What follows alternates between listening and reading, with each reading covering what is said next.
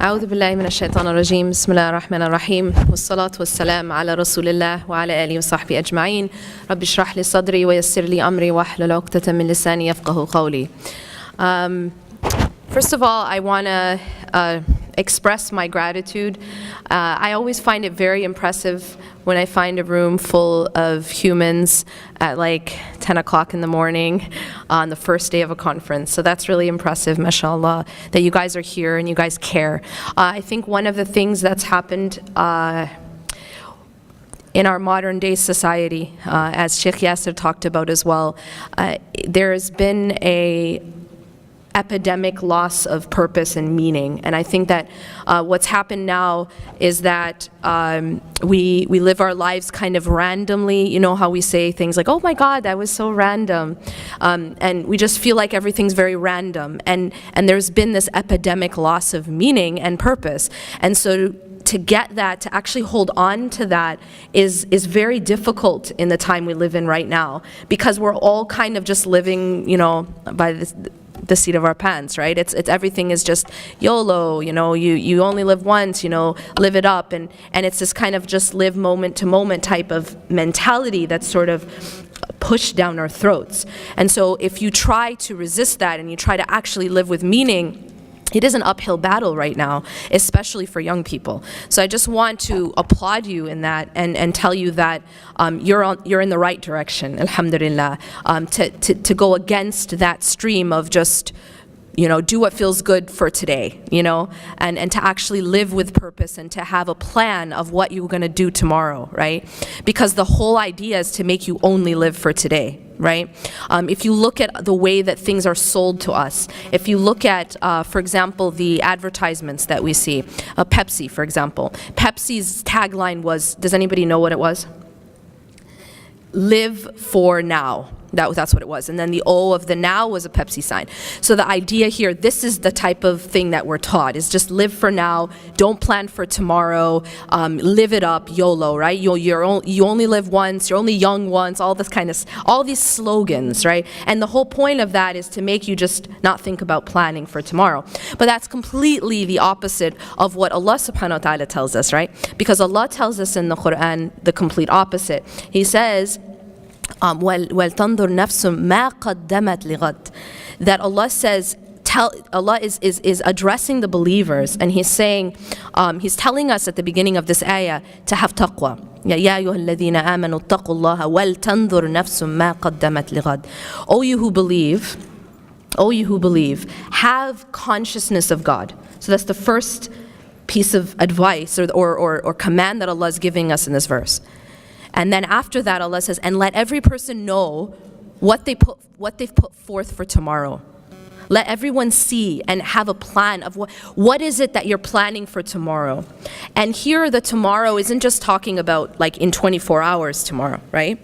But this is the tomorrow that's the capital T tomorrow, the tomorrow after we leave this life. Allah is telling us, no matter what age we are, that we should have a plan of what we're going to do when the capital T tomorrow comes. It's a little bit like a person who's planning on moving. Have you guys ever moved before, homes? Raise your hand if you've ever moved in your life. Everyone has, right? Pretty much. We live in a very mobile kind of society, right? I have moved every 2 years. So I know about moving, and sometimes every year. And so this concept of moving, you know you're going to a new address, right? When you're moving, there's a process before you go to the new address where you know that you're moving, right? Okay, good. I'm just checking that you guys are awake. That you know that you're moving, but you're still in the old place, right? You know your new address. You know that there is a specific time that you're moving, but you're still in limbo, right? You're in between. And that's the process called packing and preparing, right? Okay, sometimes it's rhetorical, sometimes I actually want you to reply. So the point here is that in that process, imagine that you know that you're moving, so you know you're going to another home. And now imagine that instead of moving furniture from your old home to your new home, you decide to do the opposite. You decide to empty out your future home. So say anything that was in there, suppose it already had a fridge. You take the fridge and you throw it out. It already had furniture. You take out the furniture and you throw it away. And then you decide, because you're really smart, that you're going to burn it down. Are you guys following me? So you decide that you actually want to burn it down. It's your future home.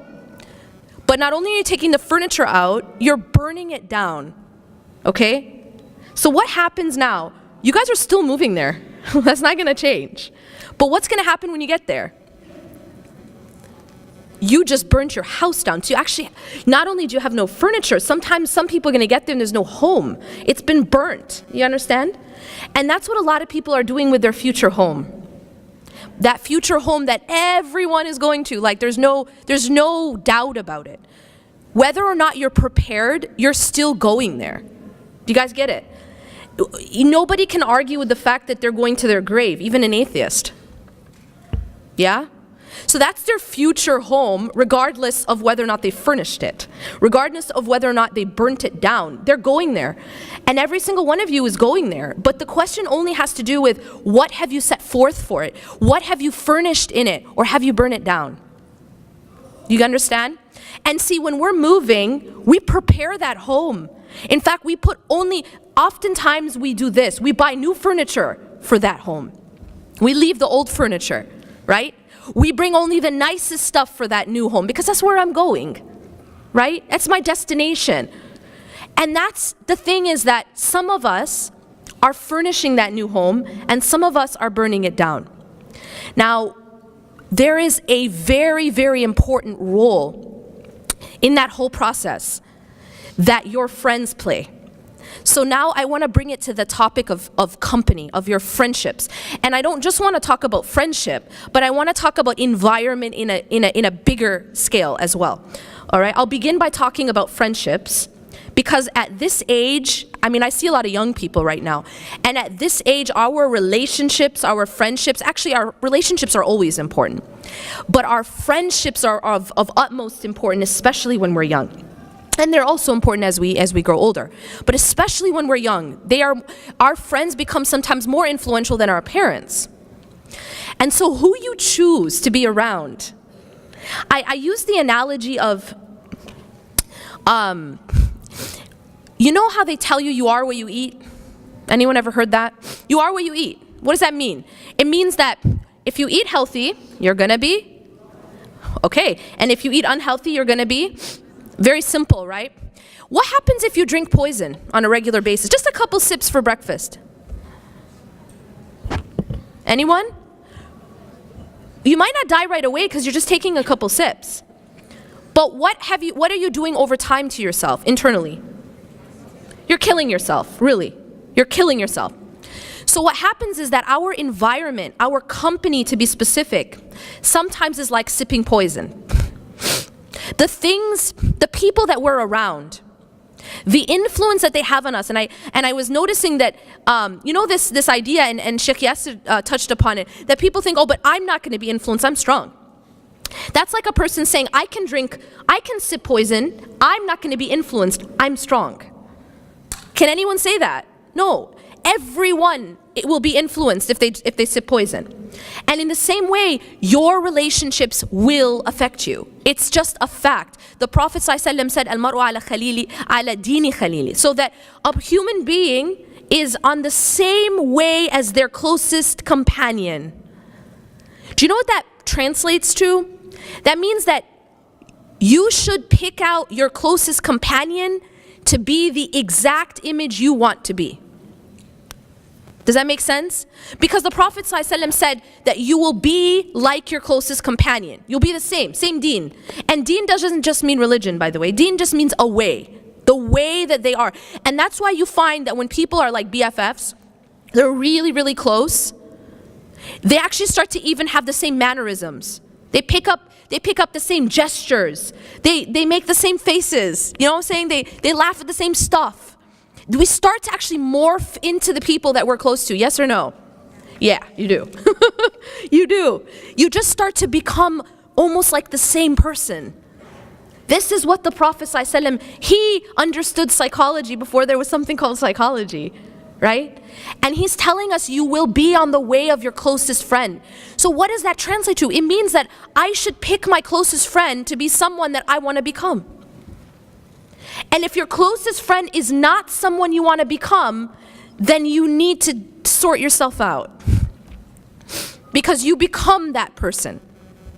And let me also add that it may not be a friend that you physically see, as Sheikh Yasser alluded to, and I'm going to get to that as well. It may be someone that you follow religiously online. It might be someone that you look up to and you're following every step, even what burger they ate that day. And that person you start to also become like.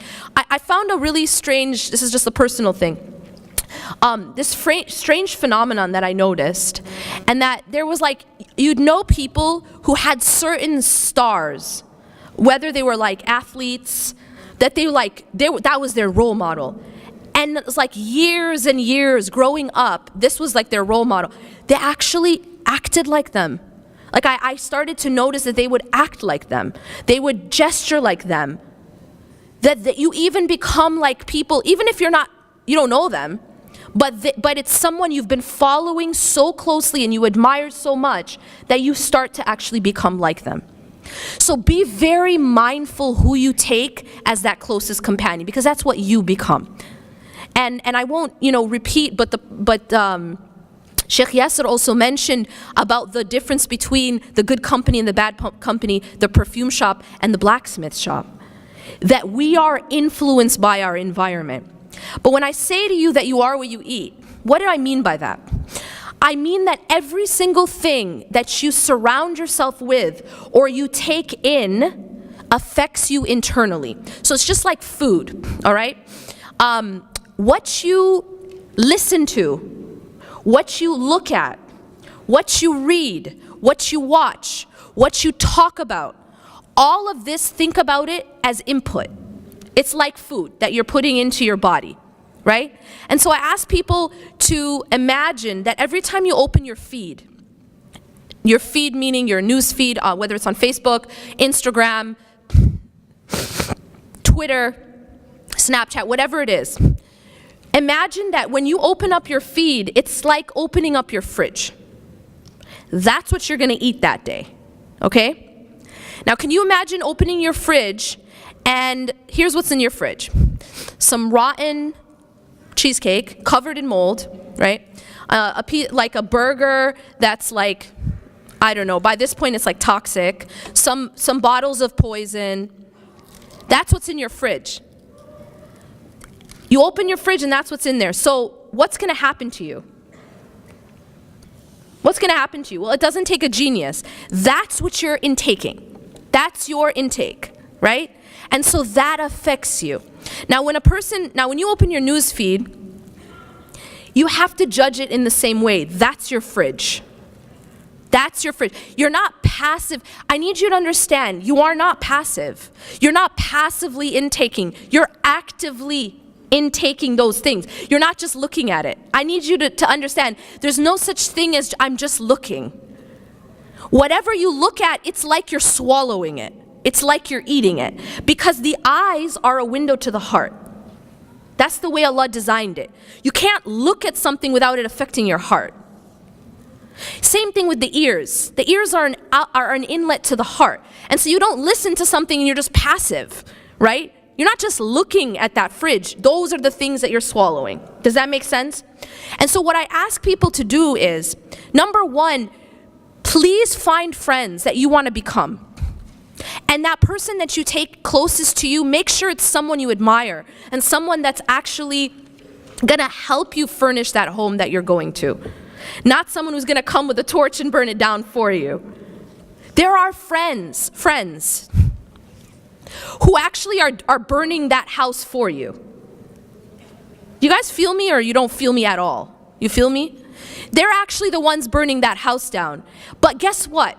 You're the one who's gonna have to go. Nobody comes to your grave with you. You go by yourself to your grave. And if your friend is the one who helped you burn it or burn that home, you're stuck with it. And this is the reason why the people of hellfire One of the things, one of their biggest regrets is going to be, I wish I had not taken so-and-so as a friend. I wish I had not taken so-and-so as a friend. Because the problem is, our friendships, our companionship affects us deeply. And it either helps us build and furnish that home, or it helps us burn it down. And I'm telling you this because it's in your best interest. I don't get anything for whether, depending on how you furnish your home, it doesn't change my home. Because even the Prophet ﷺ is not held accountable for the result. So what about me? I don't know nothing. Only thing that I am doing right now is telling you what's in your best interest. And I'm just trying to help you. But see, you have to go there alone. Your mom can't go with you, your friend can't go with you. And so it's really all about how you build your own home, your final home. And believe me, your friends have a big part to play in that. And then later on, who you take as your spouse. Because this is going to become your closest companion at one point. Be very, very mindful that it's someone who's going to help you build that home, not someone who's going to burn it down. Now, in terms of the environment that we put ourselves in online. Now, I want to take a moment and talk about that. I said that your news feed's like your fridge. That's what you're going to eat all day. That's what you're going to ingest. How can we start to make it healthier? How can we take out the molded cheesecake and the really, really old burger and the cyanide and maybe replace it with some healthy food? Maybe some vegetables, maybe some vitamins and minerals, like stuff that's going to make you strong. The interesting thing is we're going through a time right now where everyone's talking about, or at least in California, talking about eating healthy and organic. You guys have heard something about that, right? Even though y'all are in the Midwest. I grew up in the Midwest. I grew up in Wisconsin, so I understand. But in general, there's a movement right now to talk about being more healthy.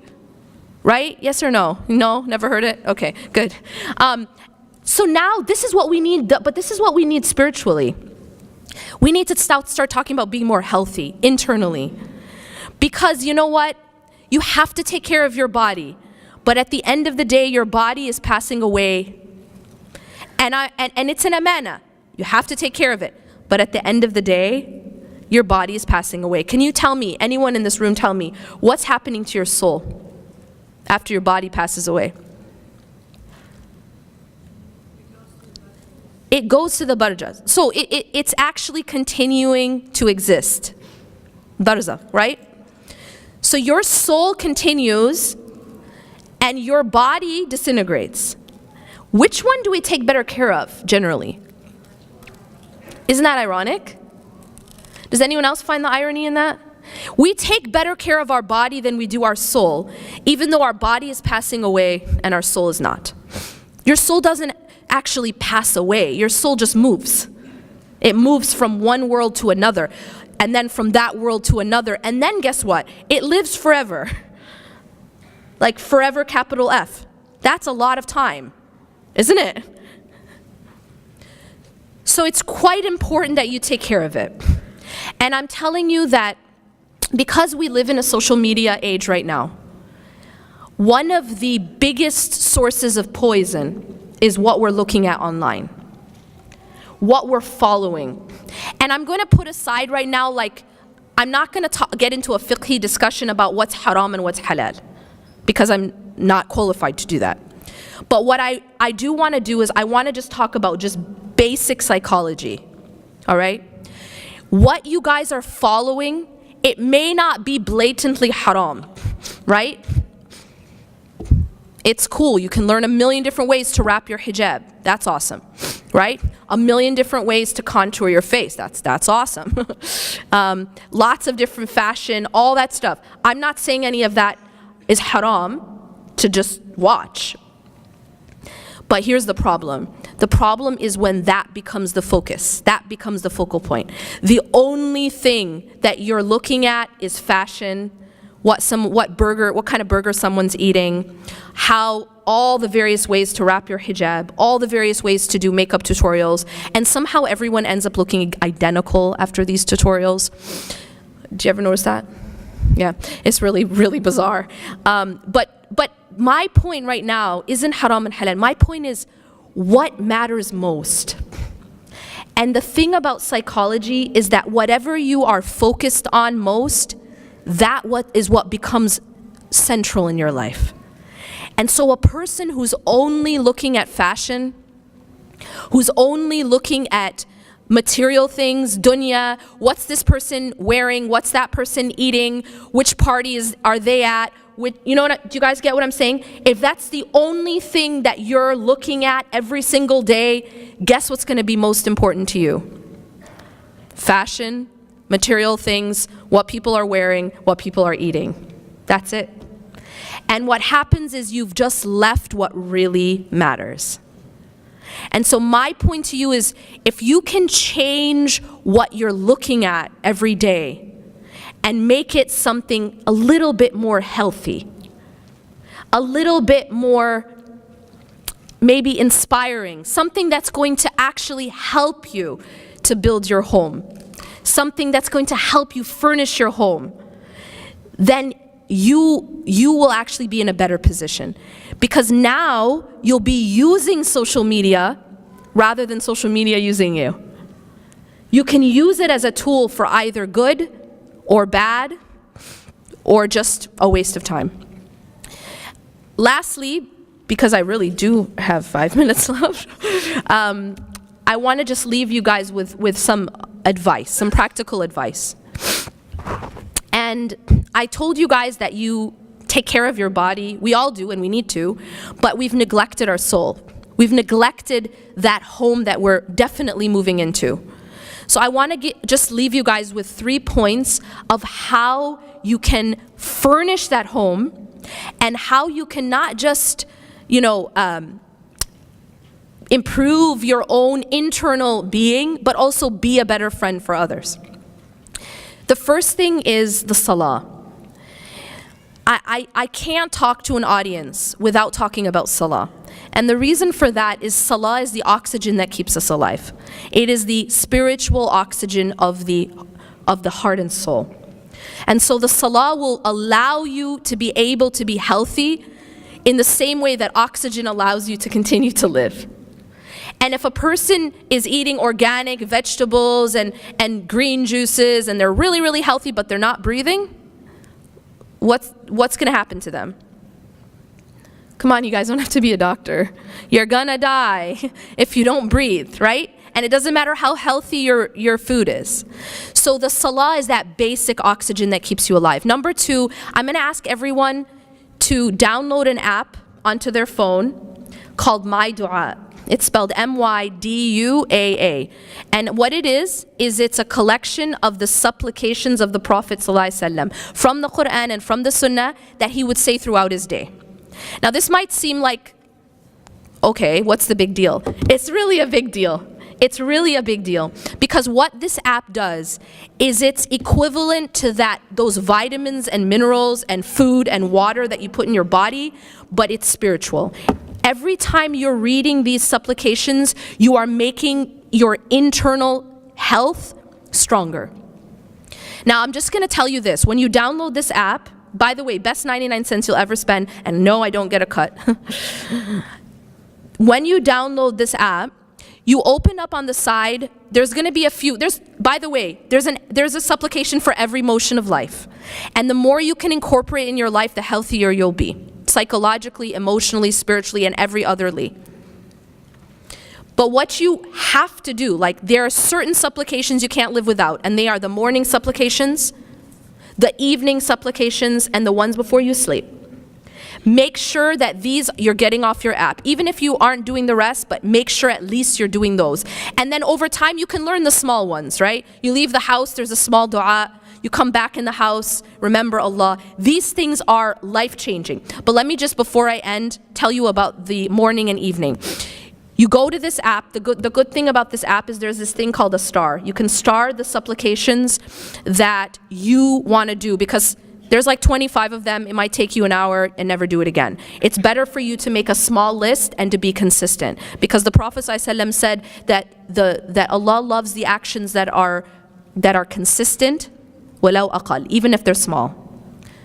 If you guys want to get in shape, and you go to the gym for 8 hours and then don't go again for 6 months, is that going to work out? No. But if you do the 7-minute workout, by the way, it's scientifically proven, 7 minutes every other day, you're actually going to find results. But that's because consistency is how Allah designed the world. That consistency is what brings results. So even if it's a few, you star them, that becomes your starred list, but you're consistent. You will find that it will have a profound effect. Lastly is the Quran. Stay connected to the Quran. And that means it doesn't need to be like a juz a day or something, but just even if it's one ayah, but you're connected and you're understanding what you're saying, and you're trying your best to reflect and live by it.